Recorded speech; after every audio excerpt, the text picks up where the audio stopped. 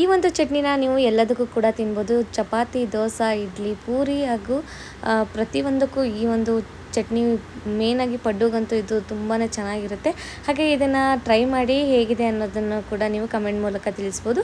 ಬನ್ನಿ let's start. ಇವಾಗ ಒಂದು ಬಾಳಿಗೆನ ಇಟ್ಕೊಂಡಿದ್ದೀನಿ. ಅದಕ್ಕೆ 2ರಿಂದ 3 ಟೇಬಲ್ ಸ್ಪೂನಷ್ಟು ಕುಕ್ಕಿಂಗ್ ಆಯಿಲ್ನ ಹಾಕ್ಕೊಂಡಿದ್ದೀನಿ. ಇದಕ್ಕೇ ಇವಾಗ ನಾನು ಏನೆಲ್ಲ ತೊಗೊಂಡಿದ್ದೀನಿ ಚಟ್ನಿಗೆ ಅಂತಂದರೆ ಶೇಂಗಾ ತೊಗೊಂಡಿದ್ದೀನಿ, ಕಡಲೆ ಬೀಜ ಅಂತ ಹೇಳ್ತಾರಲ್ಲ ಅದನ್ನು ಕೂಡ ಈ ಆಯಿಲಲ್ಲಿ ಚೆನ್ನಾಗಿ ಫ್ರೈ ಮಾಡ್ಕೊಬೇಕು.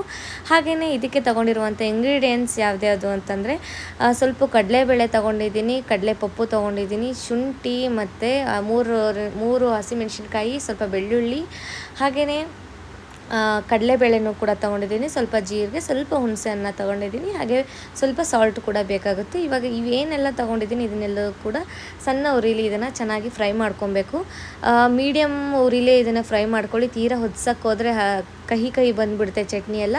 ಹಾಗಾಗಿ ಇದನ್ನು ನೀವು ಒಮ್ಮೆ ಈ ರೀತಿಯೂ ಕೂಡ ಟ್ರೈ ಮಾಡಿ. ಯಾಕಂತಂದರೆ ನಾರ್ಮಲಾಗಿ ಕಾಯಿ ಚಟ್ನಿ ಎಲ್ಲ ಮಾಡ್ತಾ ಇರ್ತೀರ, ಬರೀ ಅದಕ್ಕೆ ಯಾವುದು ಈ ಥರದನ್ನೆಲ್ಲ ಹಾಕಲ್ಲ, ಅದನ್ನು ಹುರಿಯೋದಿಲ್ಲ, ಡೈರೆಕ್ಟಾಗಿ ಕಟ್ ಮಾಡಿಕೊಂಡು ನೀವು ಮಿಕ್ಸಿಲಿ ರುಬ್ಕೊಂಡು ಅದೊಂಥರ ಚಟ್ನಿ ಮಾಡ್ತೀರಾ. ಬಟ್ ಈ ರೀತಿ ಎಲ್ಲವೂ ಹುರ್ಕೊಂಡು ಏನೆಲ್ಲ ನಾನು ತೊಗೊಂಡು ತೋರಿಸಿದ್ದೀನೋ ನಿಮಗೆ, ಇದನ್ನು ಹುರಿದು ನೀವು ಮಾಡಿ ನೋಡಿ ಒಮ್ಮೆ, ಎಷ್ಟು ಚೆನ್ನಾಗಿರುತ್ತೆ. ಹಾಗೆ ಬೇಗ ಹಾಳಾಗೋದಿಲ್ಲ ಈ ಒಂದು ಚಟ್ನಿ. ನಿಮಗೆ ಬೇಗ ಬೆಳಗ್ಗೆ ಮಾಡಿದರೆ ಮಧ್ಯಾಹ್ನನಷ್ಟರಲ್ಲಿ ಚಟ್ನಿ ಹಾಳಾಗಿರುತ್ತೆ. ಬಟ್ ಈ ರೀತಿ ಮಾಡಿ ನೋಡಿ, ಸಂಜೆವರೆಗೂ ಈ ಚಟ್ನಿಗೆ ಏನೂ ಆಗೋಲ್ಲ. ಸೊ ಇವಾಗ ನಾನು ಸ್ವಲ್ಪ ಹುಣಸೆ ಹಣ್ಣನ್ನು ಕೂಡ ಹಾಕ್ಕೊಂಡಿದ್ದೀನಿ. ಹುಣಸೆ ಹಣ್ಣು ಇದ್ದರೆ ಹಾಕೋಬೋದು, ಇಲ್ಲ ಅಂತಂದರೆ ಇಲ್ಲ, ಹಾಕಲೇಬೇಕು ಅಂತ ಏನಿಲ್ಲ ಹುಣಸೆ ಹಣ್ಣು ಇದಕ್ಕೆ. ಹಾಗೆಯೇ ಸ್ವಲ್ಪ ಶುಂಠಿನೂ ಕೂಡ ಇದಕ್ಕೆ ಕಟ್ ಮಾಡ್ಕೊಂಡು ಹಾಕ್ಕೊಳ್ತಾ ಇದ್ದೀನಿ. ಇದೆಲ್ಲವೂ ಹಾಕಿ ಮಿಕ್ಸ್ ಮಾಡ್ಕೊಂಡಾದಮೇಲೆ ಕೊನೆಗೆ ನಾನು ಈ ಒಂದು ಕಡಲೆಪಪ್ಪು ಏನು ಹೇಳ್ತಾರೆ, ಯಾಕಂದರೆ ಇದು ಹುರಿಗಡಲೆ ಆಲ್ರೆಡಿ ಹುರಿದಿರೋದು ಇರುತ್ತೆ, ಇದನ್ನು ಕೂಡ ನೀವು ಹುರಿಬೇಕು ಅಂತ ಏನಿಲ್ಲ. ಸೊ ಎಲ್ಲವೂ ಕೂಡ ಹಾಕ್ಕೊಂಡು ಹುರ್ಕೊಳ್ತಾ ಇರೋದ್ರಿಂದ ಇದನ್ನೊಂದನ್ನು ಏನಕ್ಕೆ ಇಡೋದು ಅಂತ ಹೇಳಿ ನಾನು ಇದನ್ನು ಫ್ರೈ ಮಾಡ್ಕೊತಾ ಇದ್ದೀನಿ. ಹಾಗೆ ಫೈನಲ್ ಆಗಿ ಚಿಕ್ಕದಾಗಿ ಕಟ್ ಮಾಡ್ಕೊಂಡಿರುವಂಥ ಹಸಿ ಕೊಬ್ಬರಿ ಹಾಕಿದಷ್ಟು ಟೇಸ್ಟ್ ಚೆನ್ನಾಗಿರುತ್ತೆ. ಒಣ ಕೊಬ್ಬರಿನೂ ಹಾಕೋಬೋದು, ಬಟ್ ಹಸಿಕಾಯಿ ಹಾಕ್ಕೊಂಡ್ರೆ ಚೆನ್ನಾಗಿರುತ್ತೆ ಅಂತ ಹೇಳಿ ನಾನು ಹಾಕ್ಕೊಳ್ತಾ ಇದ್ದೀನಿ. ಇದು ಕೂಡ ಸ್ವಲ್ಪನೇ ಹಾಕ್ಕೊಳ್ತಾ ಇದ್ದೀನಿ, ಯಾಕಂತಂದರೆ ಬೇರೆ ಎಲ್ಲ ಇಂಗ್ರೀಡಿಯೆಂಟ್ಸ್ ಹಾಕಿರೋದ್ರಿಂದ ಚಟ್ನಿ ಜಾಸ್ತಿ ಆಗೋಗ್ಬಿಡುತ್ತೆ. ಹಾಗಾಗಿ ಸ್ವಲ್ಪ ಕ್ವಾಂಟಿಟಿಯಲ್ಲಿ ಹಾಕ್ಕೊಂಡಿದ್ದೀನಿ.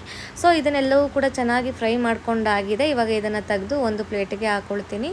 ಸೊ ಇದನ್ನು ಬಿಸಿ ಇರುವಾಗ ರುಬ್ಕೊಳ್ಳೋದಕ್ಕೆ ಹೋಗಬೇಡಿ, ತಣ್ಣಗಾದ್ಮೇಲೆ ರುಬ್ಕೊಳ್ಳಿ. ಹಾಗೆ ಕೊತ್ತಂಬರಿನ ನಾನು ಇದರಲ್ಲಿ ಫ್ರೈ ಮಾಡ್ತಾ ಇಲ್ಲ, ಇದನ್ನು ಡೈರೆಕ್ಟಾಗಿ ಮಿಕ್ಸಿ ಜಾರಲ್ಲಿ ರುಬ್ಕೊಳ್ತೀನಲ್ಲ ಆವಾಗಲೇ ಇದಕ್ಕೆ ಹಾಕೊಂಡ್ಬಿಡ್ತೀನಿ ನಾನು. ಇದು ತಣ್ಣಗಾಗಲಿ ಅಲ್ಲಿವರೆಗೂ ಇದನ್ನ ಪಕ್ಕಕ್ಕೆ ಇಡ್ತೀನಿ. ಸೊ ತಣ್ಣಗಾದ್ಮೇಲೆ ಇದನ್ನ ರುಬ್ಕೊಳ್ತೀನಿ.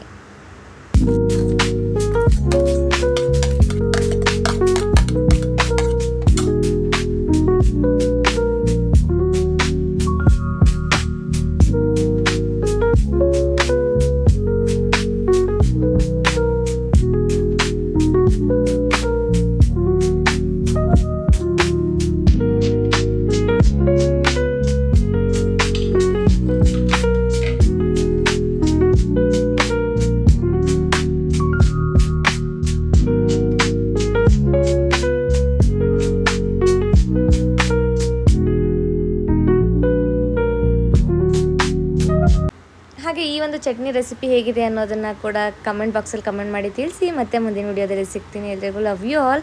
ಹಾಗೆ ನೀವೇನಾದರೂ ಹೊಸಬ್ರಾಗಿದ್ದರೆ ನನ್ನ ಚಾನಲ್ಗೆ ಬೇಗ ಹೋಗಿ ನನ್ನ ಚಾನಲ್ನ ಸಬ್ಸ್ಕ್ರೈಬ್ ಮಾಡ್ಕೊಳ್ಳಿ. ಮತ್ತೆ ಸಿಗ್ತೀನಿ. Love you all.